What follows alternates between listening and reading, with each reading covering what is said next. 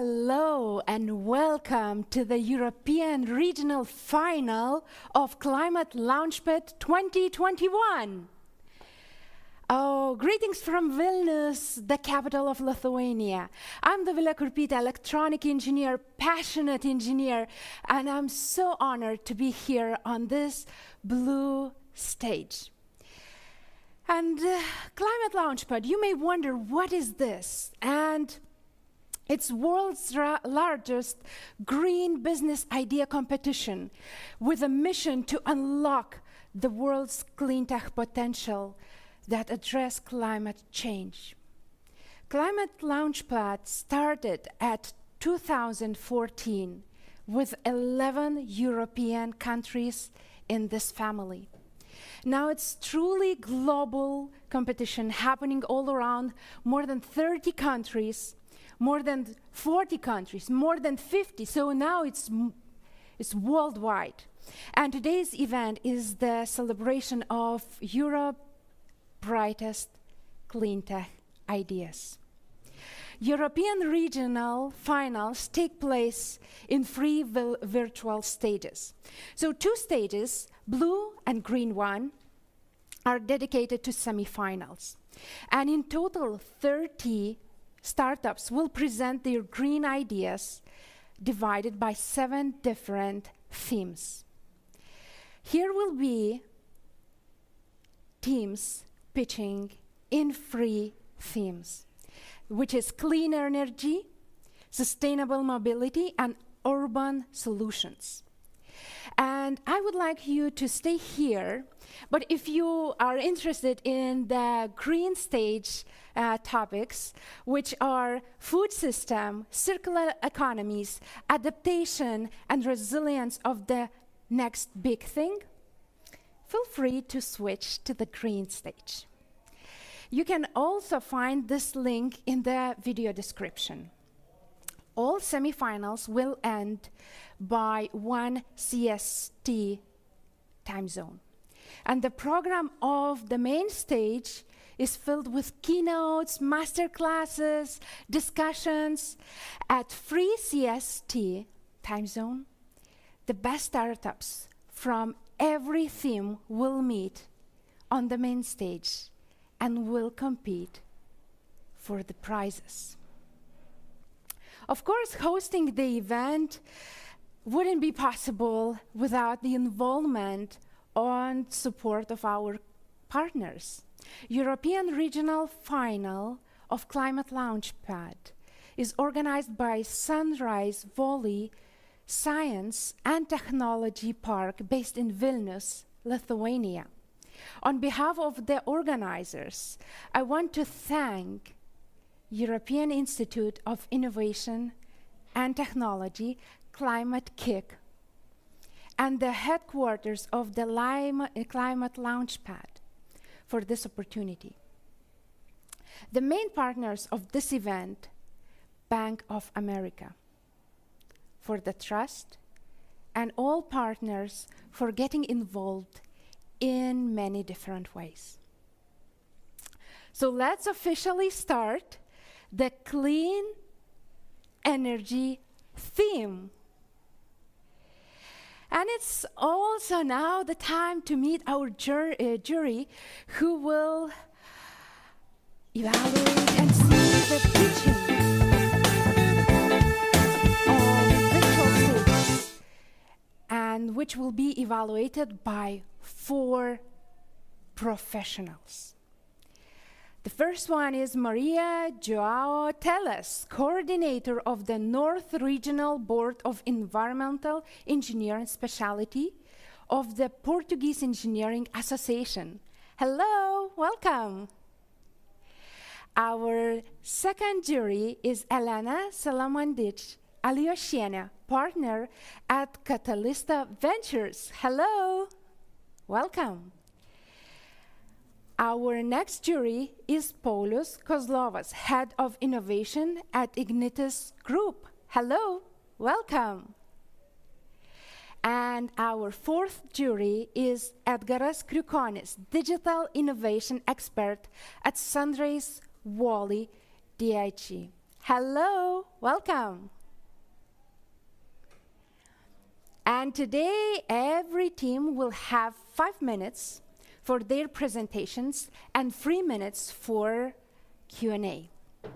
Jury will evaluate teams based on 6 criteria, which are business or market potential, job potential or social impact, innovation or technology potential, climate impact, strength of management team, and the quality of the pitch.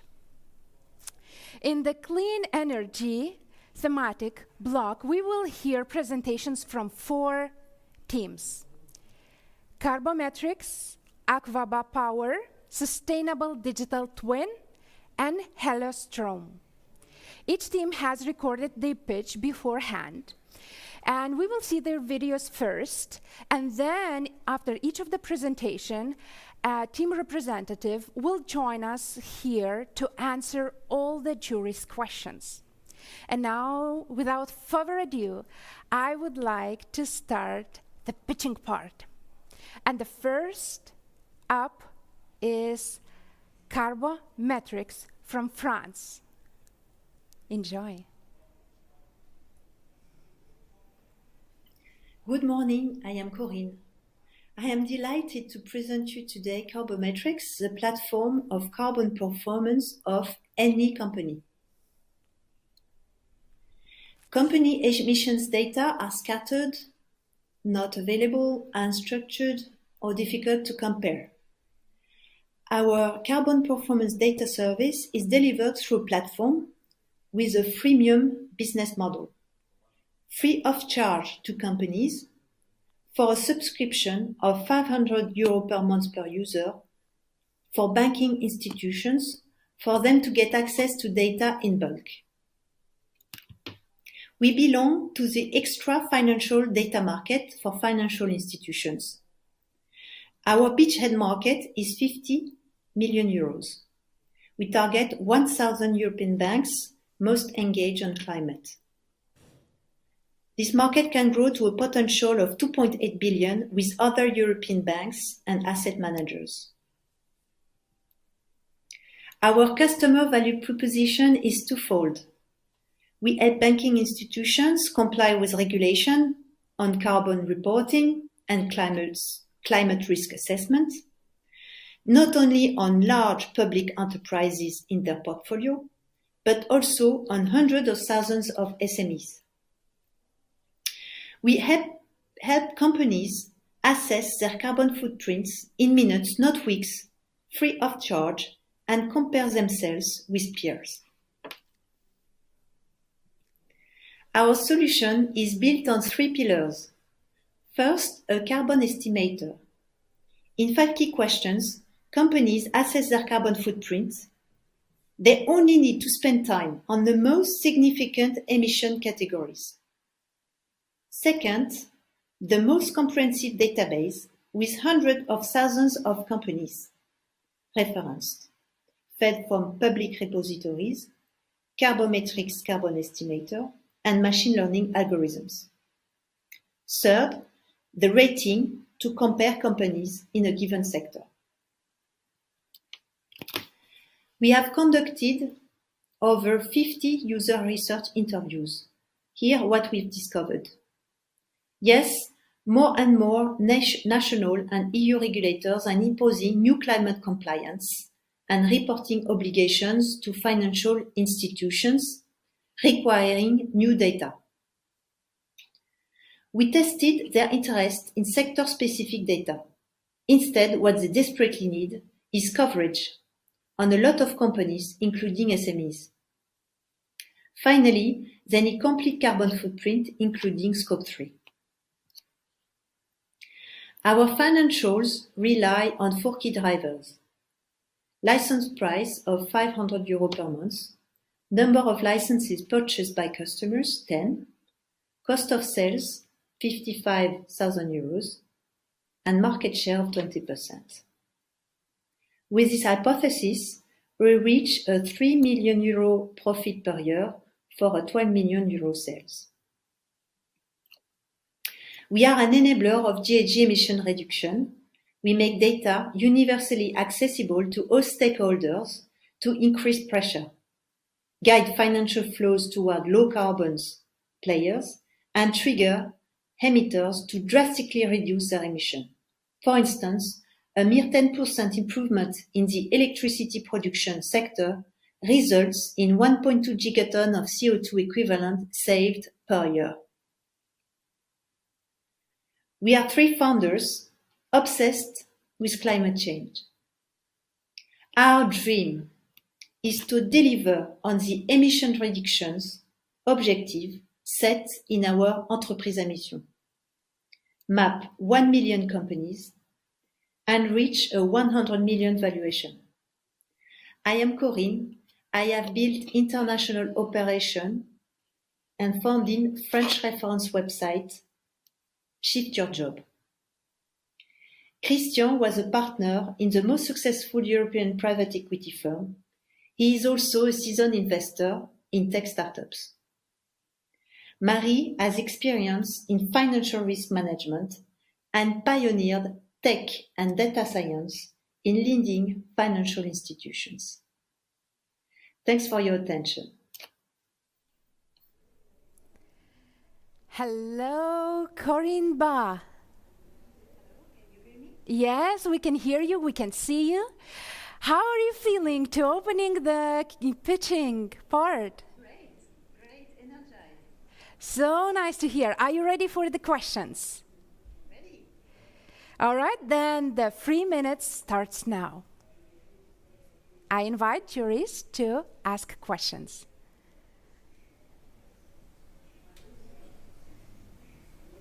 Hi, Corinne. I have a question if I may start. Thanks for the pitch. Very important topic you're covering. My question is, what are the incentives and motives for the companies to use your product or your platform compared to the others? What is the leverage that you represent? Thank you. We say there are 3 levers for them to be incentivized to complete, to use the estimator. First one, if they are lend money or invested by investors, they will have reporting to do, so they have to do it. Second, they may feel it's important for them, to communicate to their employees or customers. And third, more and more countries are regulatory obligation to compute and disclose carbon footprint, which is the case in France, for instance, and will be the case in most European countries soon. So they need a tool to compute easily their carbon footprint.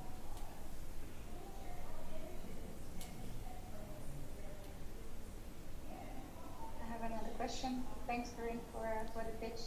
It's a really important topic for sure, and it's great that there are new players in this market. My question is about the team composition. So, do you have someone in the team who has environmental background, who can support with the more technical questions, or maybe you have advisors that are in working in the sector that can support you as well? Okay, thanks for your question. First, I am a certified GHG protocol. I've been trained, and I am an engineer and physicist by training, so I'm really not environmentalist but physicist, so I know the physical phenomenon. And we have in our advisor a climate researcher, member of LSCE, which is a famous research institute in France.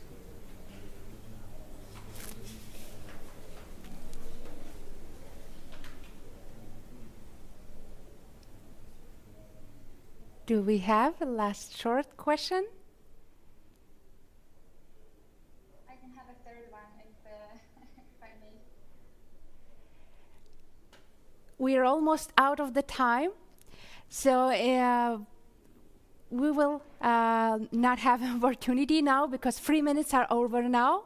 So thank you, Corinne Baff, for your presentation and Q&A answers. And now the next team on our stage, on our virtual stage, or in this case, in the screen, is the team Aquaba Power from the Netherlands. Now we will see their pitch. Hello, my name is Roland Menger, and I'm here to present to you Aquaba Power.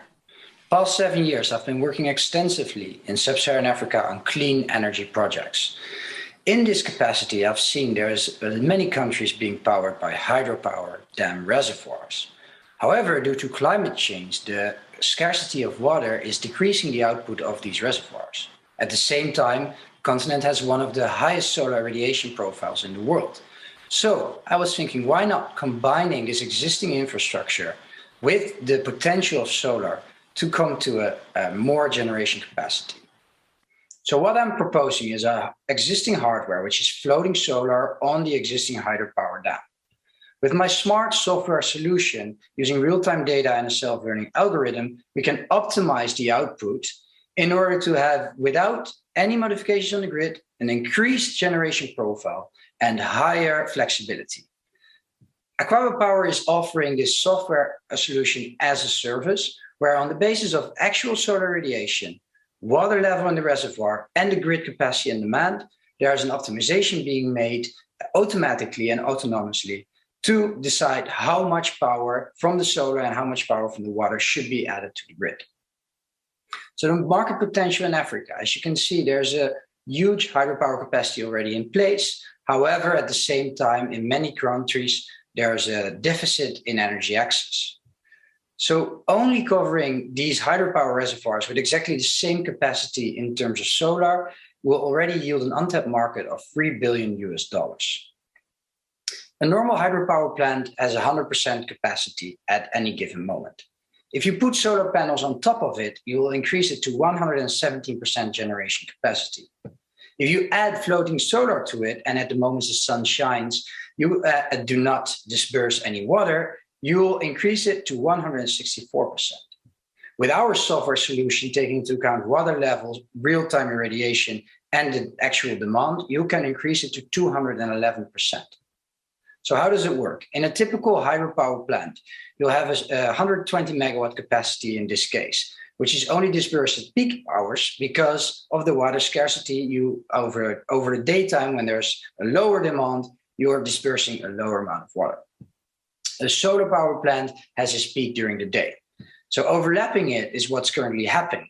But it means, as you can see, you're going off the charts. So you need an additional grid extension and grid capacity. If you're actually using the solar to displace the water, so at the times of sunshine, there's no water being dispersed, you can match it and you'll have 164%, as we previously said. But if at any moment in time you're optimizing it for the actual output that can be utilized given the grid capacity, you can go with our solution to 211% compared to a base case. I've spoken with hydropower plant reservoir owners, utilities, developers, companies, and I've spoken with floating solar installers. My key assumptions that were validated is that they are indeed looking for maximized efficiency, improve the economics of their plant, and increase flexibility. Key learnings is that they're actually looking to make their old legacy installations future ready, more climate resilient, so less dependent on water levels, and with a virtual power plant ability, which means that actually you can use the water as a virtual battery. And this is what Aquaba Power can offer. Given our financials, if we take, as we are a software as a service, only 5% service fee on only the solar revenue, so only the added revenues to this plant. With 5 systems installed, we're already getting to 4 million in gross profit each year. Each customer we're adding after that is adding 700,000 euro per year in net income to our balance sheet.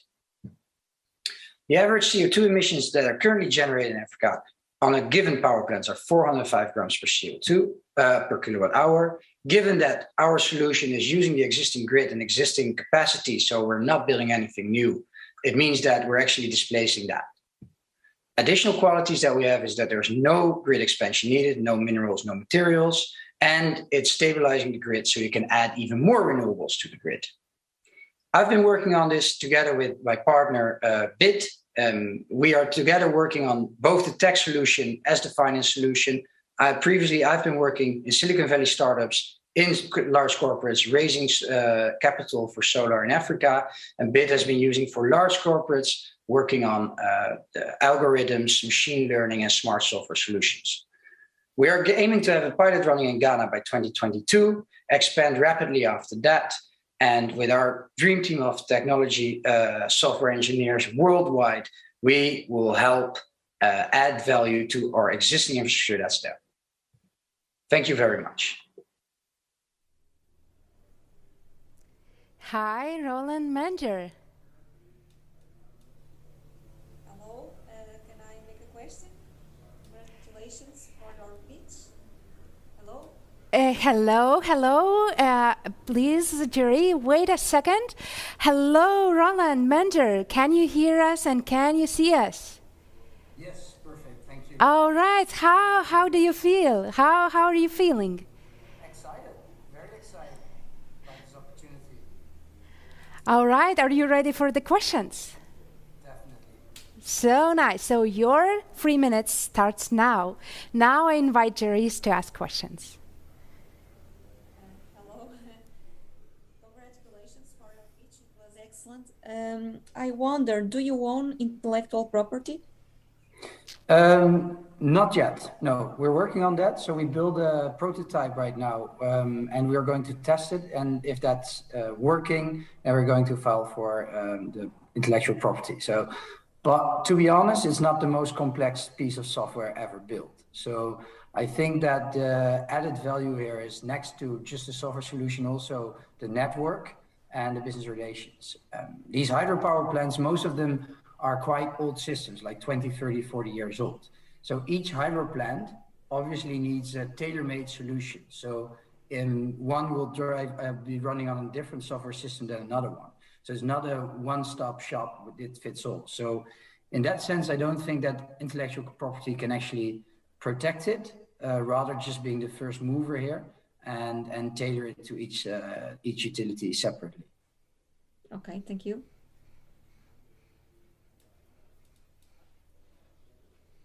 If I may continue with the questions.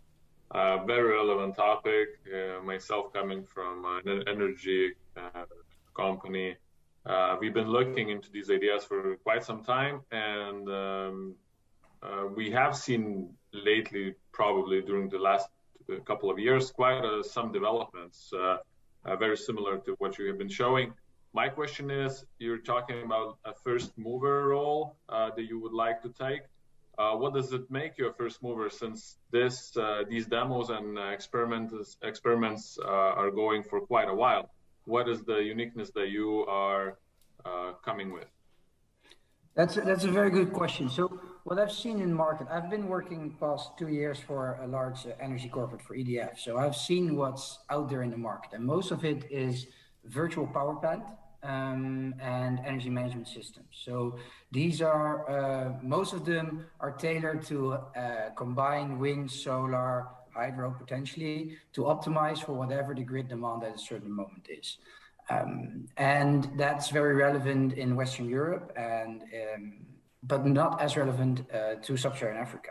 Because actually what I've seen there, for example, if you go to Ghana, 60 or 70% is powered by hydropower, but due to rainy seasons lacking due to climate change, actually there was a large deficit in 2016, 2017, which was called the doomsor. It was on-off because they couldn't regulate the power anymore. So the issue over there is different. It's not a matter of adding renewables into a grid and stabilizing it, which is what all the virtual power plants and EMS providers are looking at right now, is actually making use of the capacity that's already there. 3 minutes are over. That's quick. Thank you so much for all the answers till the last second. And thank you, Roland Manger, for this Q&A. Now, the next team on our virtual stage will be Sustainable Digital Twin from Lithuania. Please enjoy their pitch. Hello, I'm Rasa Tumyanina, and I would like to present the Sustainable Digital Twin for Management and Monitoring of a Building Sustainability Performance. The deal is the integration of algorithm of Sustainable Digital Twin into a facility management system of existing office buildings. The customer is owners and facility managers of the existing offices. The price of the product is 1.5 euros per square meter of the heated floor area, and additionally, the spot price is 0.2 euros per square meter per year. The beachhead market for a start is tourism in Lithuania. The target for the start is around 26% of total existing offices in Lithuania. The main key indicators of potential customers are that the heated floor area should be up to 26,000 square meters. The year of construction should be from 2007 up to now, and the energy efficiency class, according to our national standards, should be not lower than C. Opportunities for the expansion are in the EU market, and now I'm working with the supermarkets in Ukraine, so therefore I'm trying to implement this algorithm also there. The results of the real case study showed that implementing the prototype of sustainable digital twin into the existing office building reduced electricity consumption and CO2 emissions by around 20%.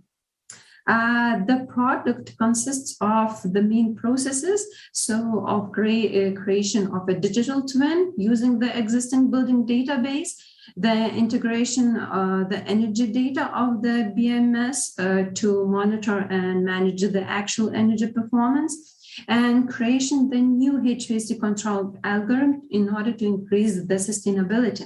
So the main competitive advantages are that this algorithm requires support under 1 ton per year. The proposed and implemented energy saving measures increase the sustainability of the building due to the optimization of the existing HVAC control algorithm.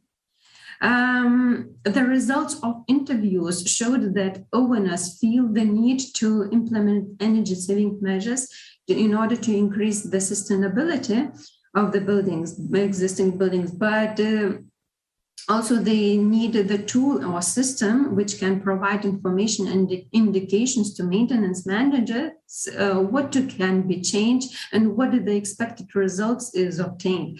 So the common insight, yes, there is the need of such tool, but the price should be reasonable. And the third question was, does the existing building management system collect the census data, energy meters data, and automatically make the reports, annual reports? So the insight, no, because the price and the support of such software is high. The analysis of the financials showed the main key drivers. So the main key drivers are market share, and cost sell and customer. The integration of sustainable digital twin results in the savings of around 31 tons of CO2 emissions per year for a typical office building, which is around 5,000 square meters. And the team consists of the colleagues and master students of the Department of Building Energetics of Vilnius Tech, and me, and our dream is to reduce the existing office buildings' energy consumption and CO2 emissions by more than 30% using only HVAC control optimization, and also to motivate students to take an interest in increasing the sustainability of the existing buildings.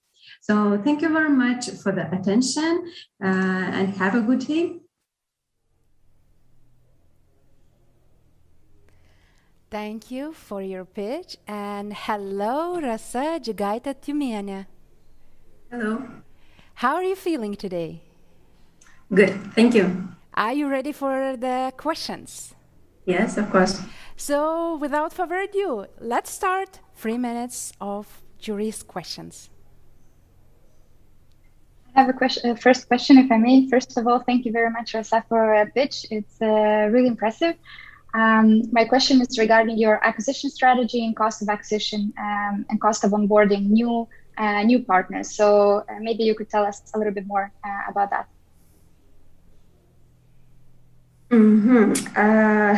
Please repeat the exact. Can you repeat the question, please? Yes. So what is your strategy for finding new clients, for onboarding them onto the platform, and how much effort, both cost and team, does it take to onboard these new clients to your platform? Okay, so now I found one real partner, a client. Now I'm searching the clients where I can implement, and about the partners. So because we have our own, my colleagues and for example students. So in order to expand this, now I didn't think about it. Just for the future, how to find the partners. Now I'm concentrated to find the clients. So now I have a real client, Klubas and other, and now I'm trying to implement this algorithm also in Ukraine. So it's just now I'm trying to implement my idea. So this is now the concentration. Got it. Thank you.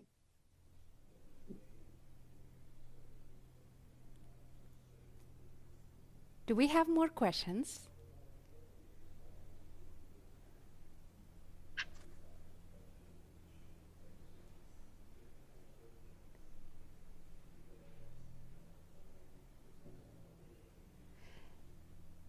Seeing none, I would like to thank you for your Q&A, and thank you, Rasa Džigaitė-Tumienė. And our next team on the stage is Helio Strom from the Netherlands. Please enjoy their pitch. Good morning. My name is Rishabh Ghodge and this is Koen van Hovel, and together we are Heliostrom, and we design solar irrigation design software. There's a strong drive for irrigation systems primarily in the global south, in areas which practice rain-fed agriculture. To power these irrigation systems, solar energy is one of the cheapest forms of available renewable energy, and that's why there's a strong drive towards the implementation of solar pumping systems. These systems are usually hard to design because they require expertise across agriculture, irrigation, and solar engineering, and that's something that we offer as Heliostrom. The people designing these systems are usually engineering, procurement, and construction companies who we see as our customer, and we offer them the solar irrigation design software in exchange for a monthly subscription fee of €5,000. This enables them to go through the whole design process integrated into a single software suite. The market for solar pumps is currently booming at around 8 to 12% per year. We aim to start off with our beachhead market in Mexico. We hope to expand then to EPCs in other locations such as India and Kenya. And in the long term, we hope to expand across different market segments such as NGOs, governments, and funding agencies around the world. We offer several value propositions to our customers. So one of the things that we offer is a more accurate design. We also enable them to go through the design process faster and obtain a higher success rate in the bids that they participate in. We also enable the data and knowledge that they need to design these systems all in an integrated software package, which eases their process of going through this design phase overall. The product works in 4 stages.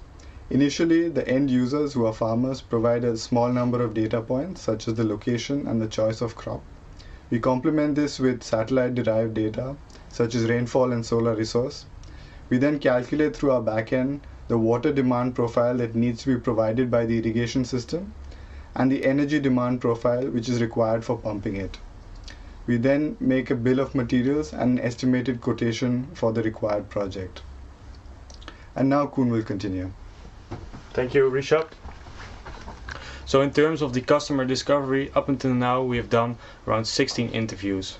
And the good thing is we have our first customer in Mexico, which we will help to design their solar pumps for the growth of amaranth. The second point is that we found out that Heliostrom can provide much more value to different stakeholders, not only the EPC parties in the whole ecosystem, so also to governments, but also to NGOs who organize these big tenders. And lastly, all of this is validated through interviews with experts in water irrigation, and they expressed also their support for such a system as Heliostrom. In terms of the financials, we offer a product at a monthly subscription of 5,000 euros. Secondly, the cost per customer will be around 150,000 euros. And the profit margin will be around 40 to 50%, which will result in 6 million euros per year in year 5 with 200 customers. So in terms of climate impact, we will look at the advantages of Heliostrom enabled solar pumps. And of course there is the better design and better use of energy, clean energy, and also the reduction of water waste. But for a comparison with diesel pumps, you see of course a big CO2 reduction, which can be compared to 1,000 flights from Amsterdam to New York. So, my name is Koen van Heuvel. I'm a management trainee at ENGIE, and this is Richard Gutke. He is a PhD candidate at TU Delft, and our mission is to accelerate the transition towards solar pumps in developing countries and using sustainable energy to feed the world. Thank you for your attention. Thank you.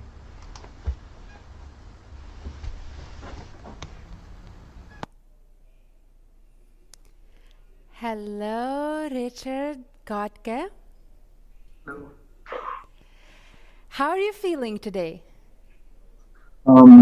Quite excited, a little nervous, but mainly excited. So nice to see you. Are you ready for the Q&A? Yes, looking forward to it. All right, so your 3 minutes starts now. Hello, congratulations for your presentation. I really like it. My question is about testing and scaling. Do you have any feedback from this technology? So right now we're trying to build our first case study. So as mentioned, right now I provide consultancy for this project in Mexico, where they're trying to support a community that grows amaranth in the Puebla region. And we're trying really to build a case study of how the software can be used to quickly build up the required design of the solar irrigation system. And based on that, we hope to form this case study of using the software versus not using the software. This also links with how we plan to get customers, initially by providing consultancy to the project managers, and later on offering them the software solution package so that they can use it without consultancy, which is much more scalable. Okay, thank you.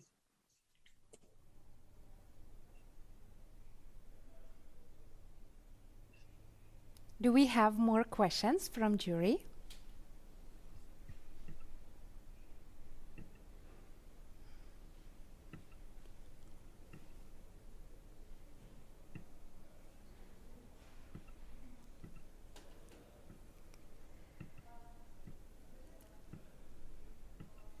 Seeing none, I want to thank you, Rishabh Gotke, for your Q&A. And can you hear me? Yes? All right. So thank you for your Q&A session. And that was the last team in the clean energy pitching stream. And now we will give our jury some time to take notes, to give scores. And we're going to meet in a short coffee break, after short coffee break, when we will have 10 CEST time zone for the sustainable mobility startups pitching. So it's around 15, 17 minutes for you to grab your favorite coffee or tea, and let's meet in almost 16 minutes. See you soon.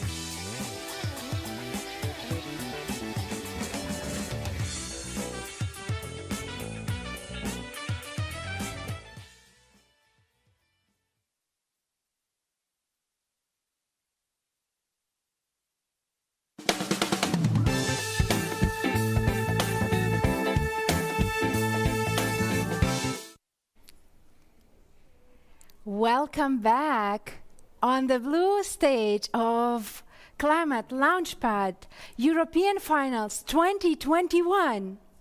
In this stage, we are witnessing a friendly fight between the startups. And in these free topics, in these free semifinals. And we already heard great pitches from the section Clean Energy theme, and now it's time for sustainable mobility. For those who just joined or want to again meet our great jury, I would like to remind you that all the pitches are evaluated by 4 professionals.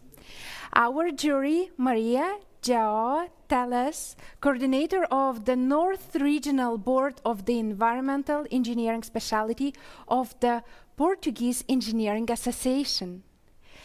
Elena Salamandic Alioshiena, partner at Catalysta Ventures. Paulius Kozlovas, head of innovation at Ignitis Group, and Edgaras Krukonis, digital innovation expert at Sunrise Valley DH. Today, every team will be evaluated with specific criteria. They will have 5 minutes for their pitch and then 3 extra minutes for the Q&A. And those 6 criteria that they will be evaluated are business or market potential, job potential or social impact, innovation or technology potential, climate impact, strength of management team, and the quality of the pitch. And in the sustainable mobility thematic block, we will have 4 teams to present their pitches, which are Quaptis, Blue Nav, Peace and Love, and Hijack. And each of the team recorded their pitches beforehand. And after seeing their presentation, we will hear them here live, answering live Q&A with live jury. So without further ado, I would like to start the pitching part. And the first team is Quaptis from Switzerland. Enjoy their pitch.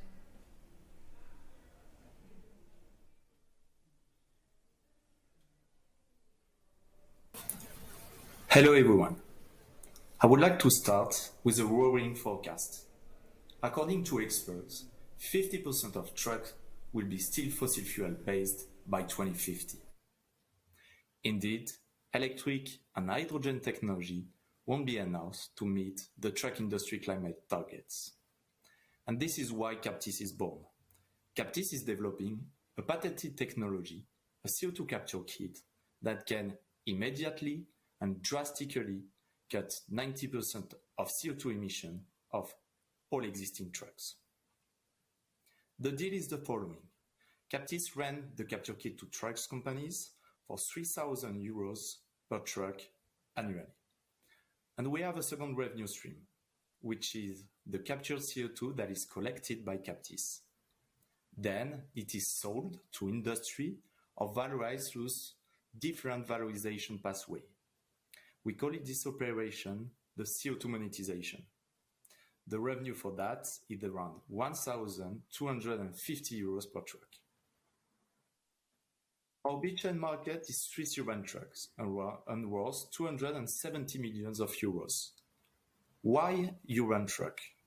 Because they circulate in a concentrated area, which makes the collection of the CO2 easier for Captis. Our market can be extended to Swiss, European, or global long-distance truck markets, where a strong carbon tax incentivizes companies to invest in low-emission trucks. In all these markets mentioned, what is our value proposition? So we expect our solution to be the fastest and the cheapest way to decarbonize truck. The fastest, because this is a plug-in technology, which means fast installation and deployment. This results in an immediate and drastic CO2 reduction for truck operators. In comparison, to go green with electric and hydrogen, truck operators need to change their whole fleet and also wait for new fueling stations to be built. So Captis is also the cheapest way, because truck operators have to pay only €3,000 per year to retrofit their current truck. This is the red part here on the graph, and which results in an extremely low upfront cost. In 2030, if the truck operator wants to change his vehicle, buying a new diesel truck equipped with our system is also cheaper than a new hydrogen and electric truck. A little word about our kit. So firstly, it is high performance and highly efficient because we can capture up to 90% of CO2 emission with only using the recovery heat from the exhaust gases. So no external source of energy needed. Secondly, our compact device can be installed in less than 1 week with only small modification at the top of the driver cabin. In total, we conducted 32 interviews, and we've got 3 key learnings. First learning, trucks company look at hydrogen and electric solution to go green. Secondly, the solutions are too expensive and face uncertainties, putting their business at risk. Finally, we also learned about our product, and the main concern was about the handling of the CO2. Our 5-year financial model predicts around 23 million euro in profit with 9,000 kits in operation, representing 20% of market share in our beachhead market. So all of this would not make sense if we don't have a climate impact. So our solution provides the cleanest technology among low-emission trucks. Important to notice, our climate impact remains the same, whatever the country, as our carbon footprint has minimal dependency on how our fuel is produced. And this is not the case for hydrogen and electric. Based on our calculation, in 5 years, we can save up to 250 kilotons of CO2 per year, around 0.5% of the annual Swiss emission. Last but not least, our operational team is composed of me as CEO, Masoud as CTO, and Yves as CEO. The teams combine technical background and diverse business experiences. On our journey, we also benefit from the experience and knowledge of our advisory board, François Maréchal and Shivam Sharma. And our common dream is to create, innovate, new solutions to fight climate change and make an impact. To reach our dream, our goal is to sell 9,000 kits by 2026. Thank you very much for listening.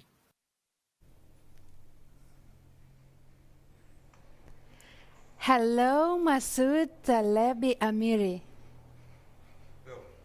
How are you feeling opening this section? Great, I'm feeling very good. So nice to hear.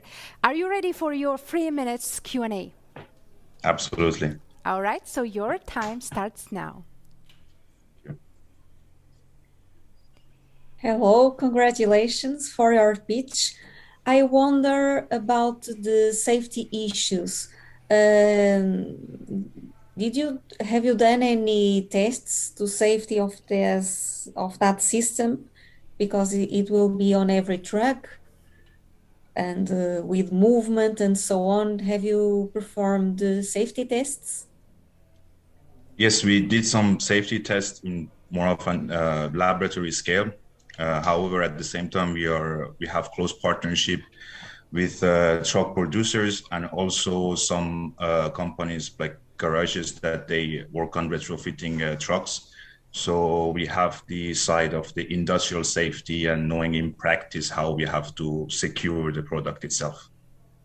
Okay, thank you and good luck. Thank you. If I may go next. Go ahead, Alain. Thank you. Thank you so much for a very nice pitch and for choosing this sector. It's really promising. My question is whether you have patented this technology and if the technology can be easily transferred to other types of vehicles, not just long-haul trucks.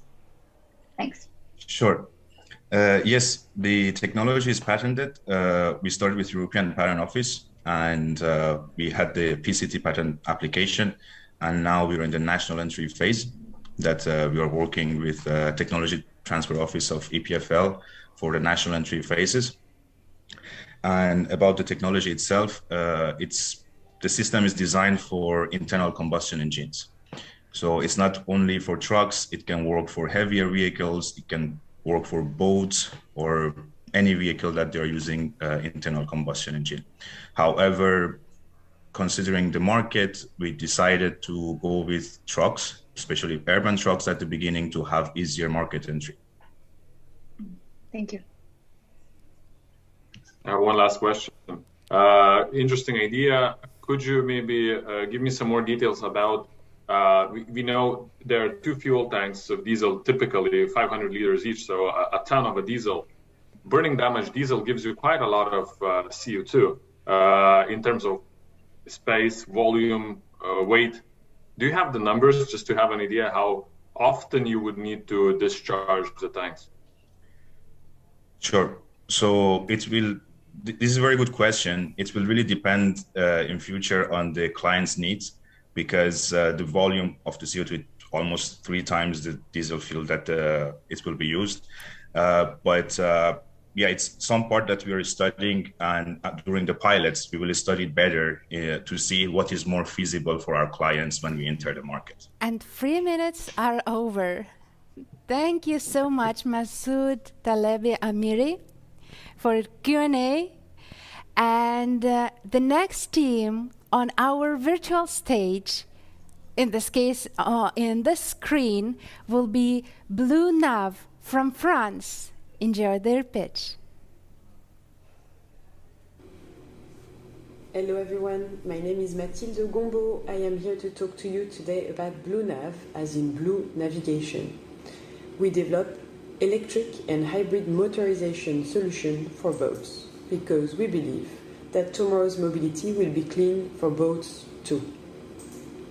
Our deal is to offer silence, conviviality, nature, and life at just the touch of a button. You will see in just a second. To do so, we had to select a beachhead market. We have selected private or professional boats, premium, between 10 and 15 meters, ranging with a value between 500k and 1 million euros. And to do so, we target 1% of this float. Our value proposition is very different from our competitors. We're the first to offer hybrid propulsion system for recreational boats. All our competitors will go either on a specific type of boat or a specific propulsion, combustion, or fully electric. We at Blue Nav have decided to address every type of boat and every propulsion existing or new. Meet the Bluespin, our electric turbine, which is retractable and rotating, can be added with no modification of the boat structure to new or existing boats, and with no modification of the existing propulsion system as well. We offer several power possibilities and several integration possibilities. It was designed and it was patented by Blue Nav in 2020. The Bluespin is an electric turbine connected to a display to accompany the energy transition of boats by the behavior of the pilot. The display will go from green to red depending on the energy choice that made the pilot.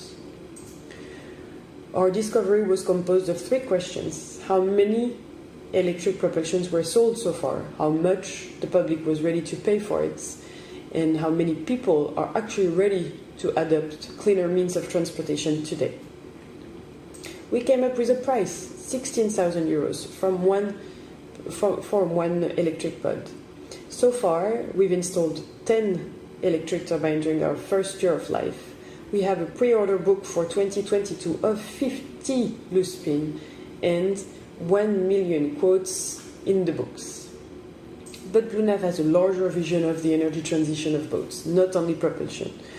We're working on a hybrid generator to address the production of clean energy. We're working on the behavioral change of our users with our display. We're working on partnerships and offer second life batteries to go full cycle, and we offer a navigation with 70% of electric navigation, no impact on or under water. Our team is a family team. We're composed of 3 founders. Hervé, my father, in charge of technology.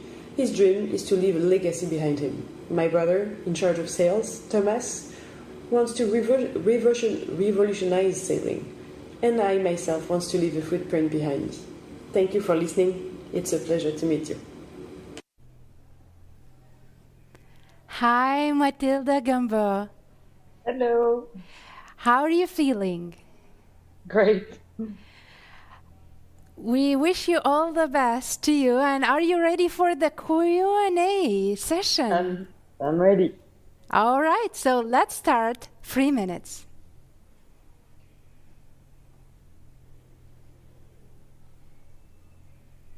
I can go first. Okay. Thank you so much for the pitch. Congratulations on that. My question is, how big is the problem that you're tackling for your customer, and how scalable is your solution to other boats, other marine vehicles? How big is the problem? I think bigger than we expect. It's hard to put a number behind it. Usually, boats, in general, recreational boats, have a life of 40 to 50 years. And so if we want to address the energy transition of boats, it won't just happen in a few minutes or a few years. It will take a very long time. What we're addressing with our solution is the difficulty to change an existing propulsion on the boats. And the fact that we are adding a solution without modification to the boat structure or to the existing propulsion system makes it way easier to move to cleaner navigation shortly. It's very difficult to actually, on an existing boat at least, to change the full propulsion system existing.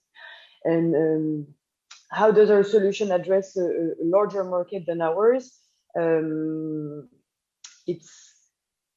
It's not a question of technology. The technology it's already here. The question is more the autonomy that the batteries offer. And so to be able to address larger boats, especially merchandising boats, we need to work on producing clean energy on boats that would be able to address the autonomy issues of batteries. And so that's what we're doing with our generator. We have a hybrid generator with hydrogen and diesel that is here to facilitate the transition for larger boats too.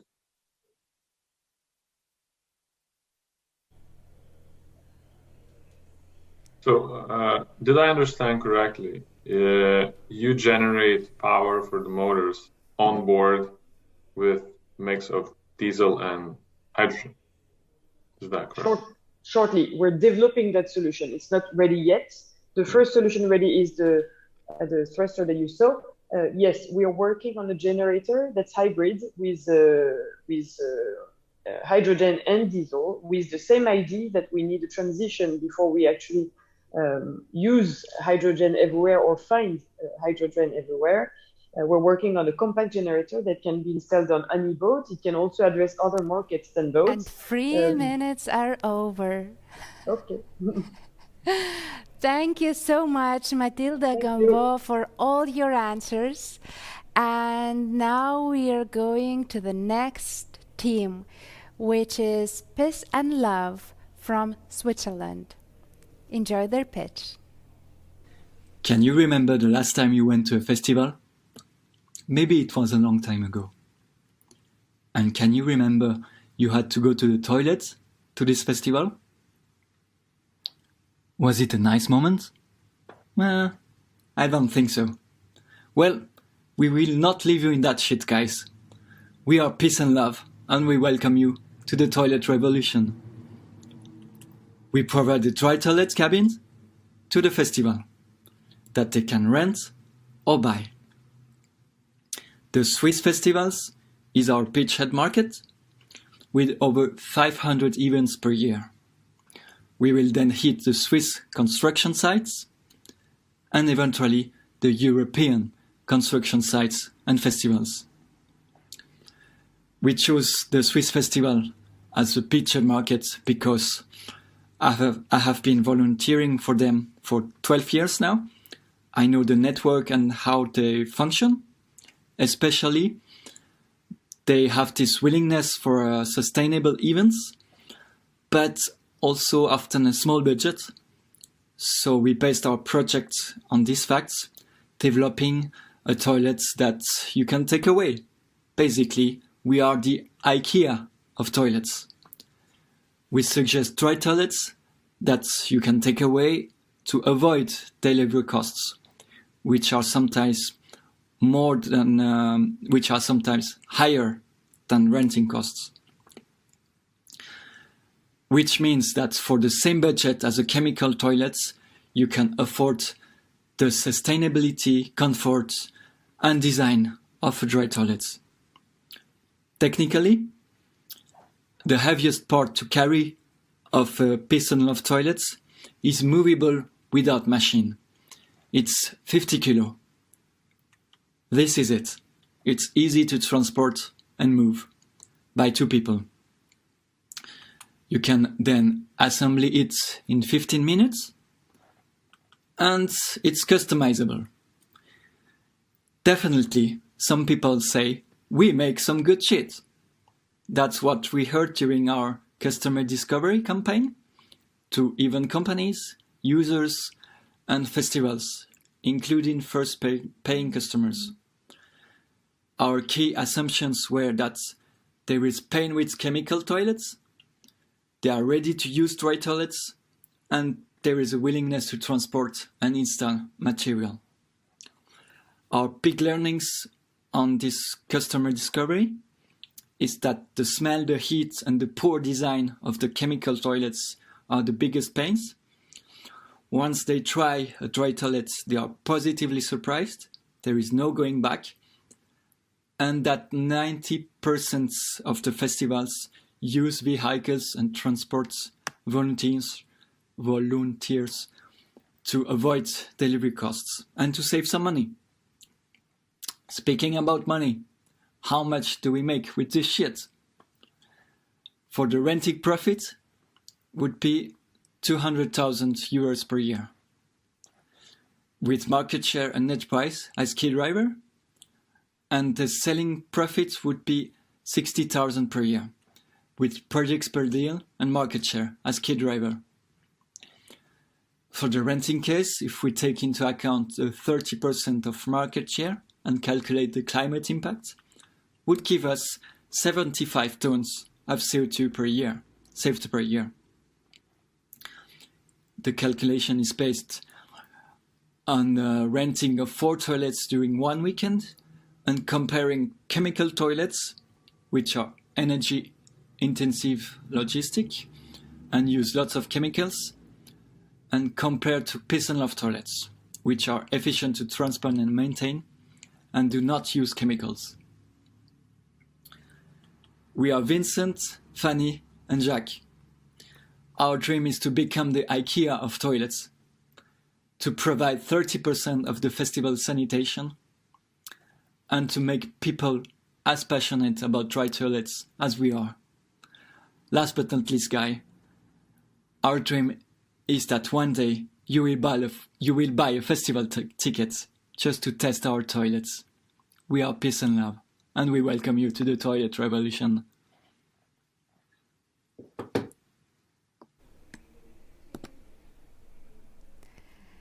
Hi, Vincent Karel. Hello, hello. How are you doing? Yeah, good. Thanks a lot for this opportunity. All right. Are you ready for your Q&A session with juries? More ready than never. So let's start these 3 minutes for Q&A. Let's go.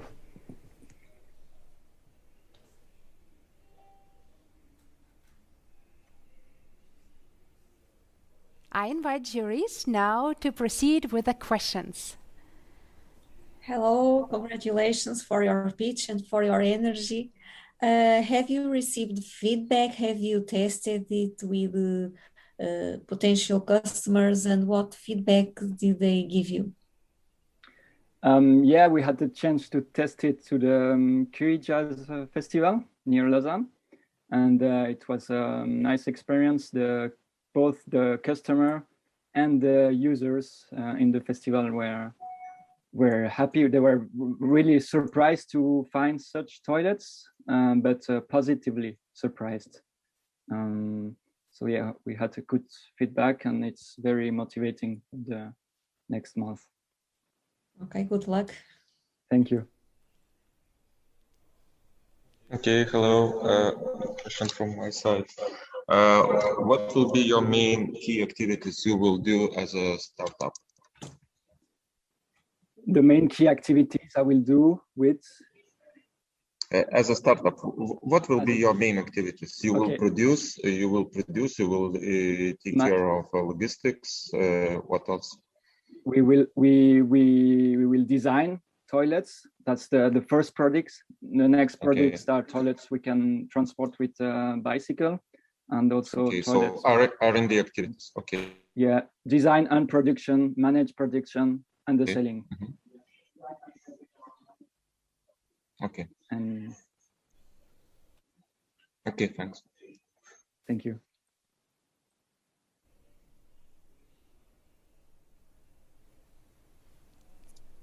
Do we have more questions from jury? Nobody want to speak about shit.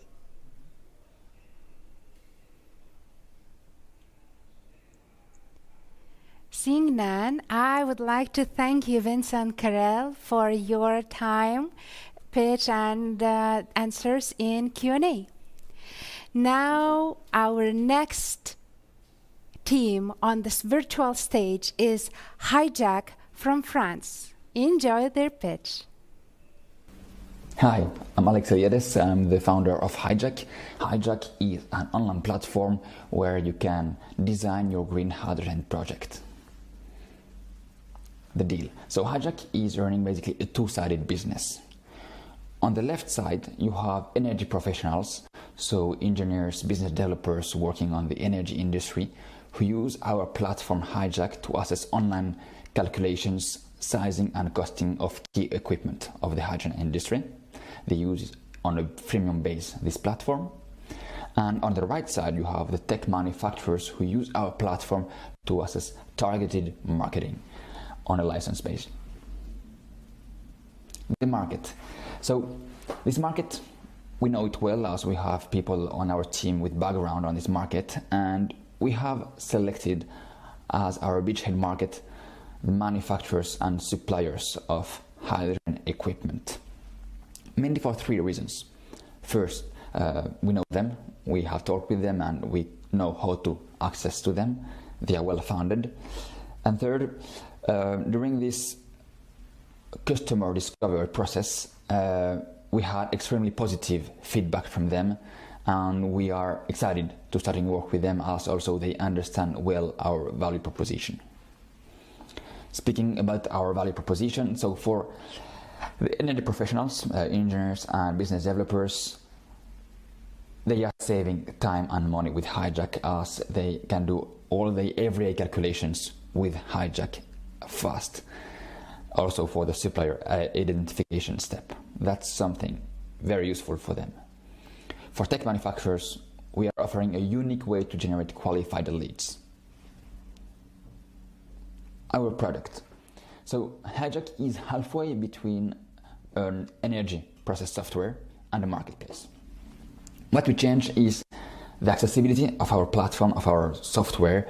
It is an online platform accessible for engineers, but also for, let's say, newcomers, business developers, new project developers coming from the oil and gas industry who are not rocket scientists on the matter.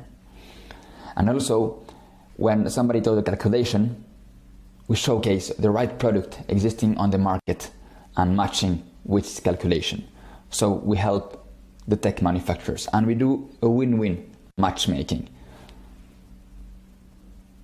The customer discovery process. So here we interviewed more than 50 different potential clients and partners among the energy industry and on the manufacturer side. Maybe more mainly European enterprises, by the way. And maybe one focus on one key insight on the manufacturer side is this need to meet people who at least know what they are looking for before the meeting. That's something they really need and wish to see more.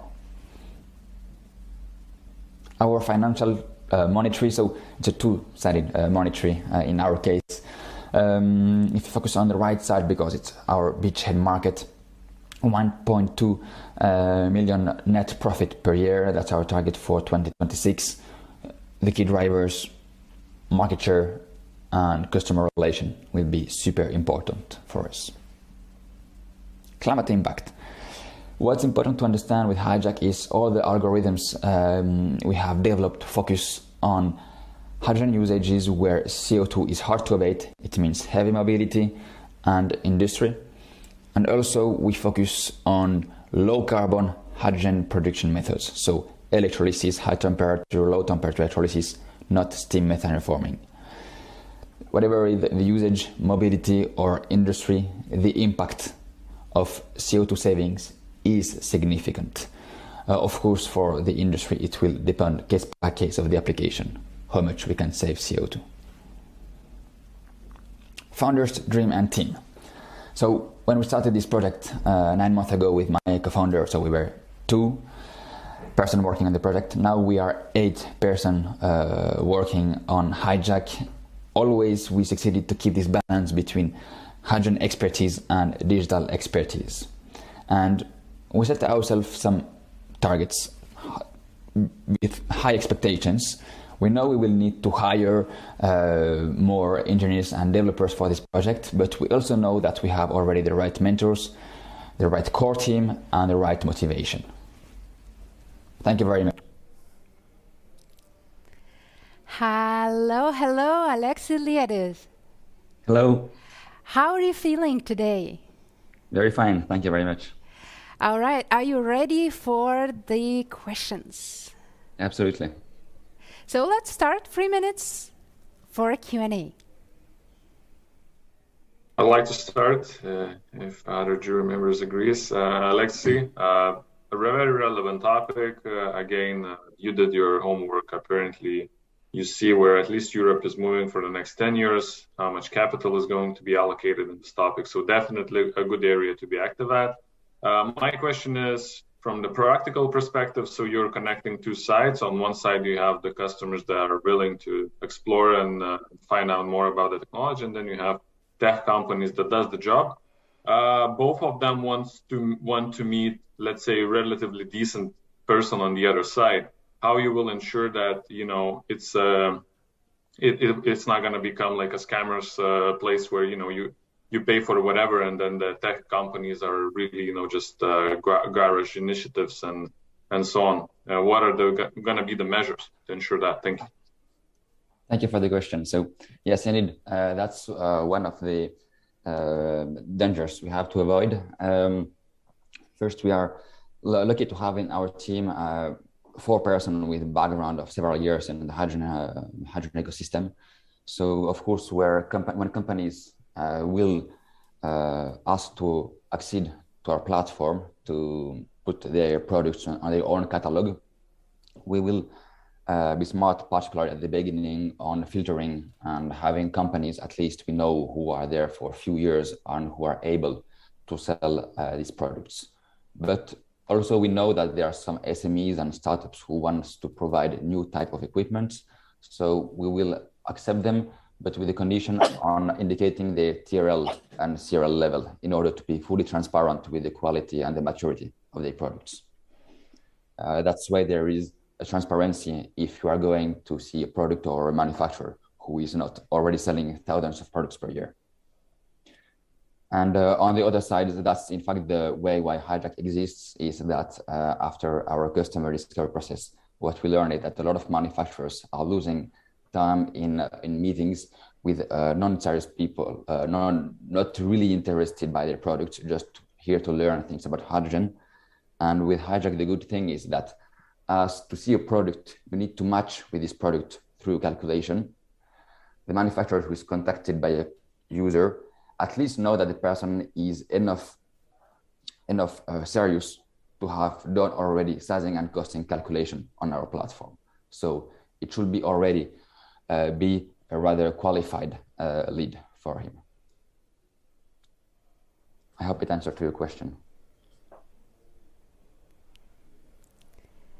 Thank you for all your answers. 3 minutes are almost over. And thank you, Alexei Liadis, for your answers.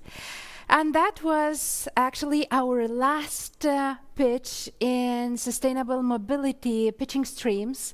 And now we will have a short coffee break where this break is very much needed for the juries to write down all the notes, to score all the teams, and in just around 20 minutes, we're gonna return back into this blue stage, and we're gonna have next pitching stream on the urban solutions. So we're gonna start at 11 CEST time zone. That means that we have around 20-something minutes for a coffee break. Oh, maybe during this break you will have enough time to relax or to walk your dog, or just to relax before the next pitching stream. Enjoy your coffee break and see you very soon.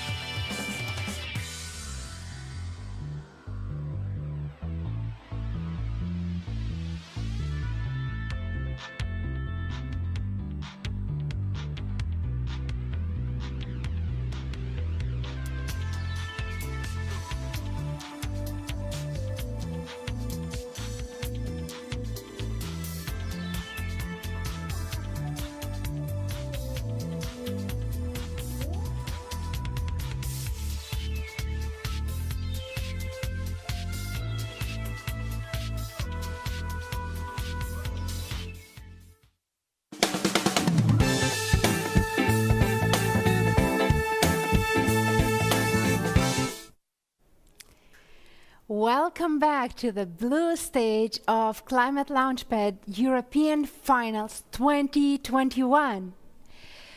Oh, on this stage we are seeing like friendly fights. Those who are here in these free pitching topics to present their ideas and to maybe win today. And we already heard great pitches from clean energy and sustainable mobility. And let's move to our last one part, which is our urban solutions. For those who are joining just now, or those who missed our professionals jury, who is actually today evaluating all the pitches, I would like to remind you, who are they? And we have 4 jury members. Hello, Maria Jauteles, coordinator of the North Regional Board of the Environmental Engineering Specialty of Portuguese Engineering Association. Hello. Our second jury is Elena Salamandic Alioshiana, partner at Catalysta Ventures. Hello. Our next jury is Paulius Kozlovas, head of innovation at Ignitis Group. Hello. And our 4th jury is Edgaras Krukonis, digital innovation expert at Sunrise Valley Dig. Hello. Oh, we are seeing our juries, and now we are looking forward for all the pitches which will come. And just a reminder that all of our teams have 5 minutes for pitch presentation and then 3 minutes for the Q&A session. All of the teams are evaluated on 6 criteria, which are business or market potential, job potential or social impact, innovation or technology potential, climate impact, strength of management team, and of course, the quality of the pitch. In the Urban Solutions thematic block, we will hear presentations from 5 teams, which are Smart Moss Europe, Madatuga, Reduce, Conquistador, and Recycle Geeks. Each team has recorded their pitch beforehand, and we will see their videos, and after that we will have live Q&A session with live jury, with live team representative. And without further ado, I would like to move on straight to the first team and to open the pitching part in Urban Solutions. First up is Smart Moss Europe from Spain. Let's enjoy their pitch. Hello everybody, we are Smart Moss Europe, and today we would like to tell you the story of Moss Boss Purifier. Have you ever heard about circular nature? This concept can be applied to the life cycle of our moss.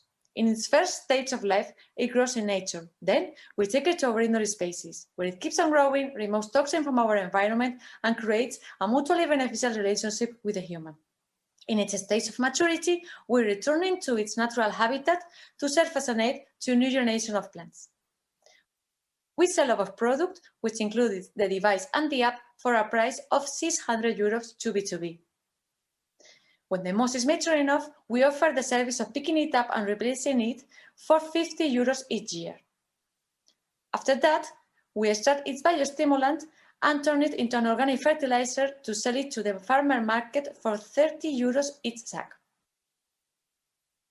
At the beginning, we will start in meeting rooms of Spanish banks to gain credibility and acceptance. Then we will focus on specific meeting rooms and luxury hotels in Europe. At the end, we aim to make it affordable to every citizen. Our buyer persona as B2B are companies that are committed with the environment and want to prove the benefits of the plants. Within the world of air purifiers, we find conventional and natural systems.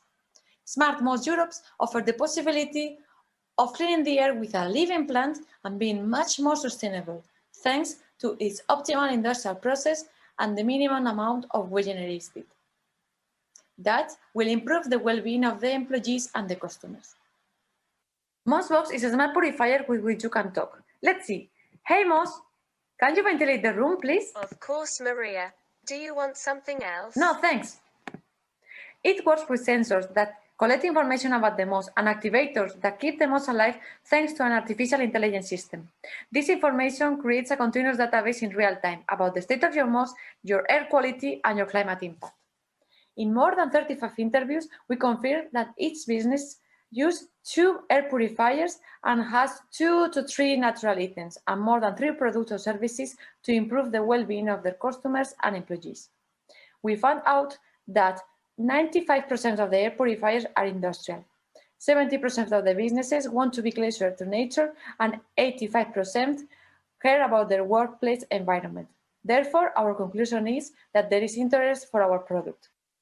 As a financial forecast for the 5th year of production, we expect to acquire 2.7 million with the moss box, 1.6 million with the fertilizer, and 1.2 million with the replacement service, a total business profit of 5.5 million per year. As key factors, we have the scalability of the market, the reduction of the production cost, and the integration of Mossbox into another product. In this graphic, you can see how much of the residue is converted into fertilizer, uses much less energy than industrial filters, and has a smaller footprint. We also want to highlight the fact that 1 medium-sized Mossbox is equal to 23 trees and equivalent to 520 kilograms of CO2. We expect to generate around 26,000 square meters and save around 12,000 by the 5th year of production. Smart Moss is composed by the moss as a plant, Cristian Garcia as CEO, founder and designer, Miguel Martinez as electronical maintenance expert, Maria Martinez in the branch of marketing and communication, and Aitor Arcos as software engineer. We dream of being able to reintegrate plants to our social nucleus, cooperate with them, use technology to give a safe place to every species, and work with them to make a better and more sustainable world. We hope you enjoyed our presentation. Thanks a lot for your attention.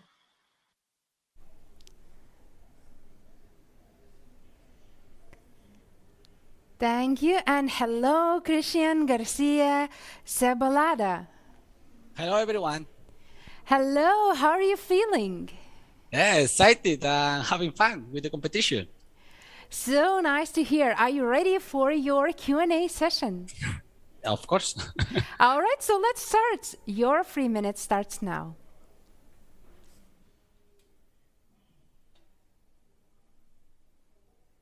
If I could go first. When testing the market, have you identified what are the most important decision factors for your target customer? And have you tested the assumption that they will pay for your product as opposed to other traditional air purifiers? Yeah, for the first of the question is because we choose the B2B customer because they have the money to take it at the first time of production. And the second question is, can you repeat it, please? If you have tested the assumption that your target customer will actually pay for your product. Yeah, we didn't test it yet because we are in the stage of developing the product, the first functional prototype, and then we will test it the next year. Mm-hmm. Thank you. You're welcome.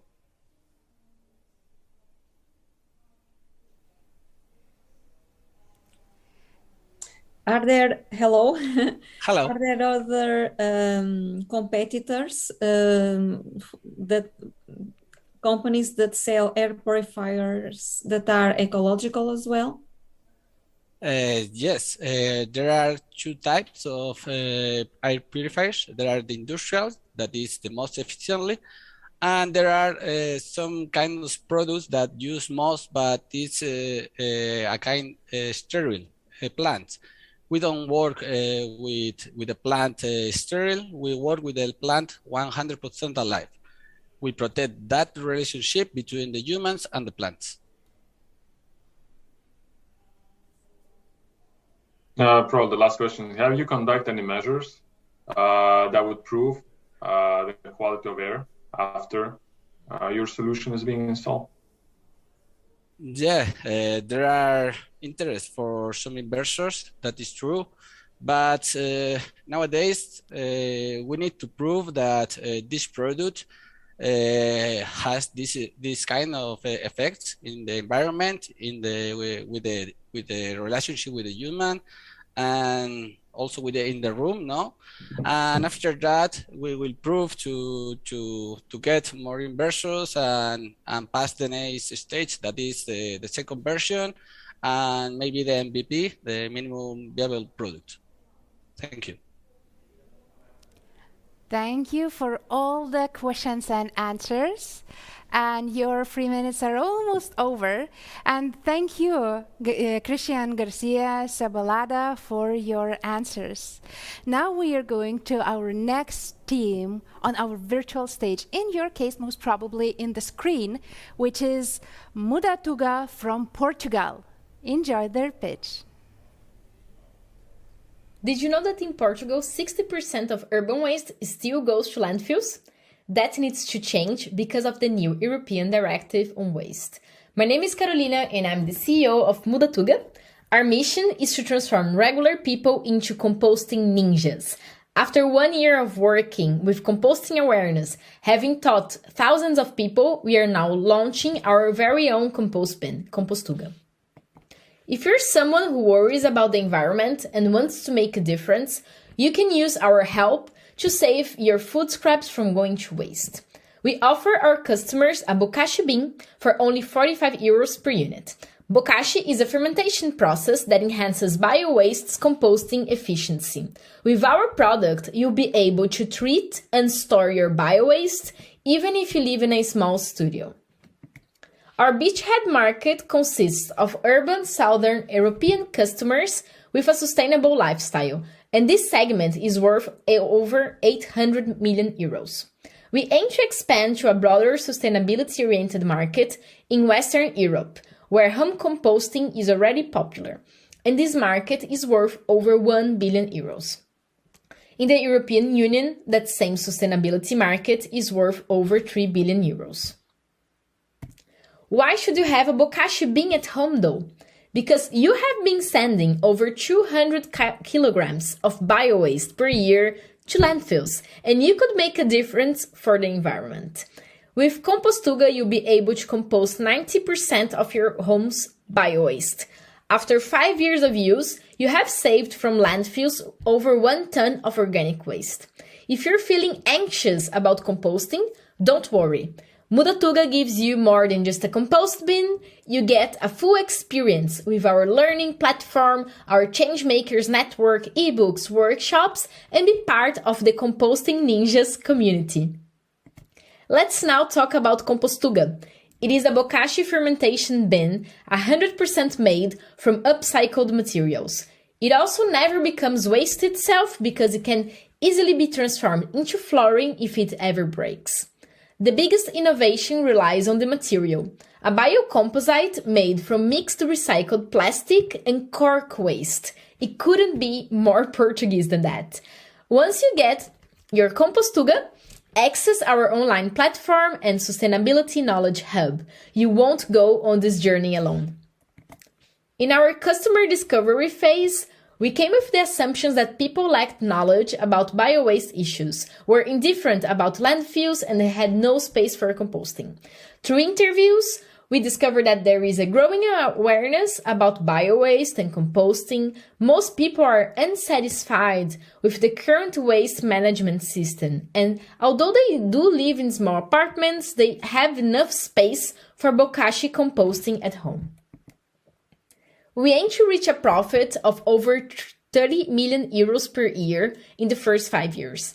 Since there is much progress to be made in home composting in our beachhead market, we aim to get a 30% market share. Our main key drivers were the market share and the cost of production, The costs can be decreased by scaling up the production. Our strategy to get a good market share is to keep growing our changemakers community and getting people involved with our brand, expanding our communication and hub to other languages as well.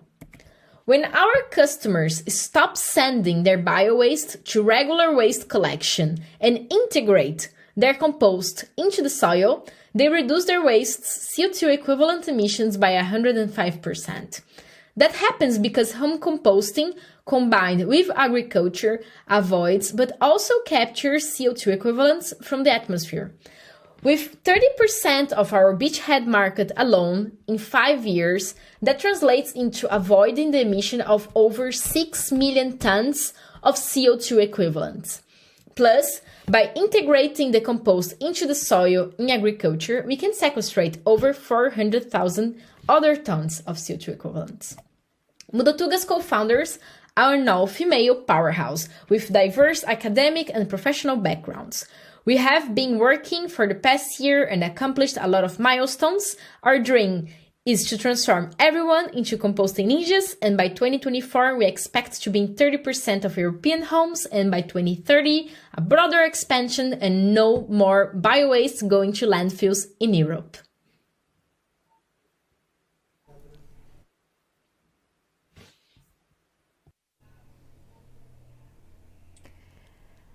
Hello, Carolina Sapienza Bianchi.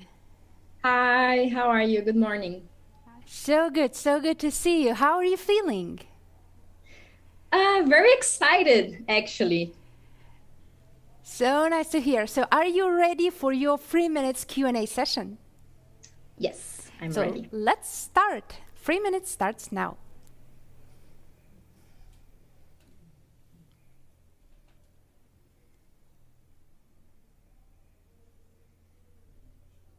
Juries, please, now it's your time to ask questions. Hi. Thank you for the pitch and congratulations. My question is regarding competitor products. So have you looked into what kind of competitor products do you have and how do you differentiate among them? Thank you. Yes, that's a great question. Actually, as we have been working reselling some compost bins here in Europe, our main competitor now is Skaza from Slovenia, and actually we work with them. So this has been helping us to identify improvement points in their product. And also we have been seeing that although they have like this huge production of bokashi beans, they only use post-industrial plastic, so they recycle after industry. And we have been seeing that our clients wish the product was post-consumer recycling. So they wanted to see something more where they felt like they are part of this, right? So the plastic was in their house and now has been recycled and is now integrated into the product. Also, apart from Skaza, we have other competitors in France, but actually our biggest difference is that they don't really give support for the composting journey as well. So our clients have to come to us, Mudatuga, which are resellers and also educators, let's say, and they have so many doubts. And I think this is going to be really important for us to be able to compete with someone who's already in the market. Thank you. Another question. Thank you for the presentation. Could you walk us through practically through the process? Where are my concerns? This solution is for the customers only that have their own like garden or something, because I from what I understand, there is no such a like collective service of the rest after the decomposing. And the second question that claims that that the CO2 is going to be reduced. I mean, while decomposing, it emits biomethane. That's what at least I remember, and it's not being captured, right? Or what does it happen? Decompose and emits gases, and those gases going back to the atmosphere, right? Yeah, so great question. The first one is actually, even though I'm going to use the example of Portugal because this is my reality now. Here we have the new legislation coming to until 2024. And then even though people don't have gardens, they can do the bokashi at home, and then they can give it to the municipal waste management. Why is that? Because when you have only a municipal waste pickup for bio-waste, you cannot put everything in there. But if you first do the bokashi treatment and you fermentate the residues, then you can give the bio-waste for integration. So the person has many options. They can do it at home. They can give it to And the 3 municipal minutes waste. are over. No. So it was a bit of time because judges formulated a long question. So thank you so much for all your answers. And thank you, Carolina Sapienza Bianchi, for your answers. Now we move to the next team on our virtual stage, which is Reduce from Austria. Enjoy their pitch. Listen for a moment. Is it silent in your room? Unfortunately, more than 100 million people in Europe don't have a silent home and suffer from constant noise from traffic, which causes illness and even premature deaths. This is why we built these walls, called noise barriers. They protect us from noise. However, they also create many environmental problems, such as climate change, pollution, and hazardous waste. Hi, I'm Birgit, and together with Reduce, we want to change that. We have developed the first ecological noise barrier system, which we want to sell to regional governments in Austria as our beachhead market, at a price of 120 euros per square meter. Our target is to reach a 50% market share in our beachhead in 5 years, equaling a revenue of 15 million euros. We chose country streets as our beachhead market because regional governments have the legal obligation to protect its citizens from noise. Hence, they have a buying reason. There is one single identifiable buyer, and they are also well funded and have a budget for that. As a next step, we want to look at highways and railways in Austria, which are of about the same market size as country streets, and ultimately, in Europe, around 5 million square meters of noise barriers are built every year. That's where we want to go. The price of Reduce is competitive with conventional products on the market, namely wood concrete, aluminium, chemically impregnated wood, and transparent noise barriers. Even more when looking at the whole lifetime costs. However, Reduce offers even more advantages. It is made from renewable materials only. It serves as a CO2 storage and as an air pollution filter. It does not produce any hazardous waste at the end of its lifetime. And finally, it also serves as an insect hotel and helps us increase biodiversity. Our technology consists of reed, thermowood, and clay. We know that this technology works as we have a pilot wall installed since 2008 next to a highway, which has proven valid. Furthermore, we have a patent on this technology, and we are on the best way to adhere to all norms and standards needed on public streets. By selling our product, we aim to achieve a 50% market share in our beachhead market in 5 years, equaling a profit of 4.5 million euros. This we can achieve by low production costs, thanks to the materials we use, and a high number of sales. Our customer interviews gave us valuable insights in the market. First of all, yes, sustainable noise barriers are needed. However, former initiatives have failed due to too high prices and maintenance costs, as well as non-conformity with standards and norms on the street. We have also learned that we are on the best way to make this better.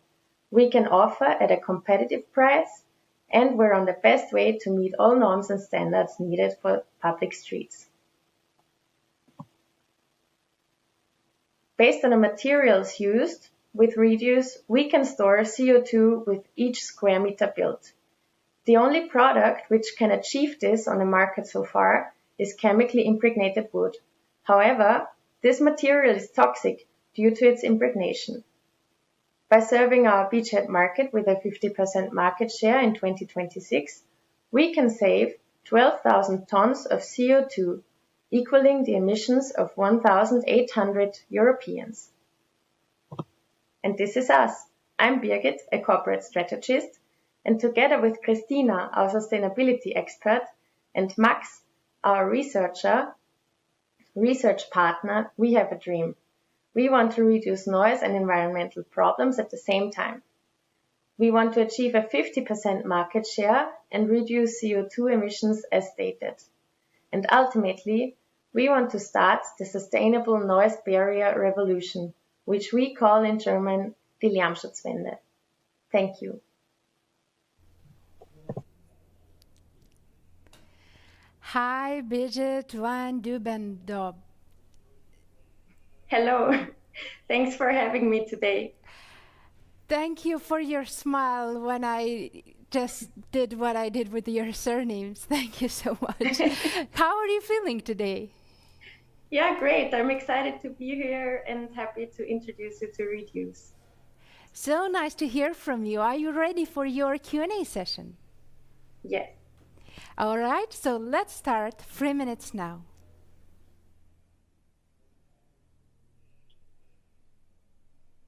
Hello, congratulations for your presentation. It's a very interesting product, but I believe your customers will be governments and the local municipalities. Please, can you explain me about the price? Because usually government looks very much at prices when they are buying such products for the cities. Is your product more expensive? How do you expect to overcome that? Thanks for your question.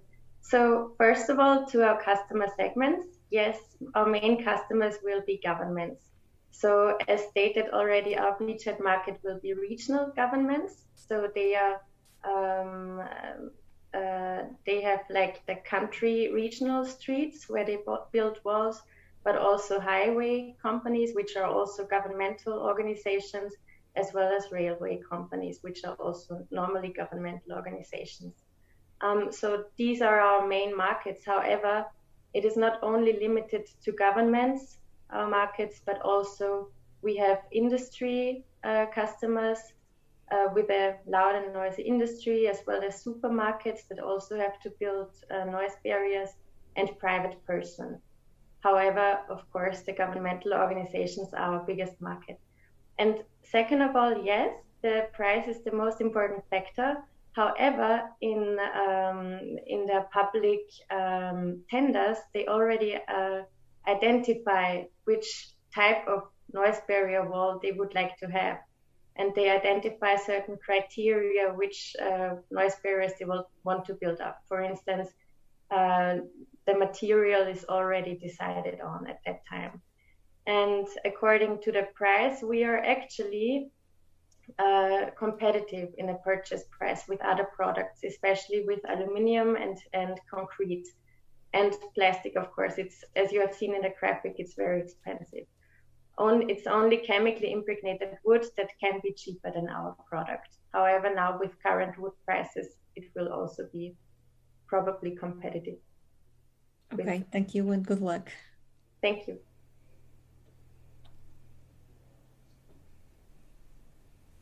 I also have a question regarding the journey that you had since 2008 when you first tested your product, and what is your plan to acquire those 50% market share by 2026? Sorry, I didn't get the second part. What's the roadmap to acquire 50% market share?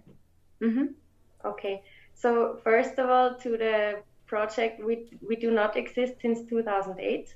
It was actually, we just started last year. It was actually a project by my father, which I had never had an idea that it existed.